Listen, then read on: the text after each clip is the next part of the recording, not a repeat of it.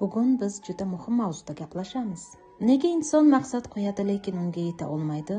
Ko'pchilik o'ylaydi, menda imkoniyat yo'q, vaqti kelmadi, omadim yo'q, ammo haqiqat boshqacha. Insonni to'xtatib turgan narsa tashqi sharoit emas, bu ichki qo'rquv bloklari va avloddan kelayotgan ong osti dasturlari. Ichki qo'rquv nima? Qo'rquv bu dushman emas, u himoya mexanizmi. Lekin bolalikda yoki avlod tajribasida paydo bo'lgan qo'rquvlar keyinchalik insonni cheklay boshlaydi. Masalan, boy bo'lishdan qo'rqish, ko'rinishdan qo'rqish, tanqiddan qo'rqish, muvaffaqiyatdan qo'rqish. Inson ongli ravishda xohlayman deydi, lekin ong osti xavfli signal deb beradi. Dengi orqali kelayotgan dasturlar biz faqat tashqi ko'rinishni emas, avlod hissiyotlari va tajribalarini ham meros qilib olamiz.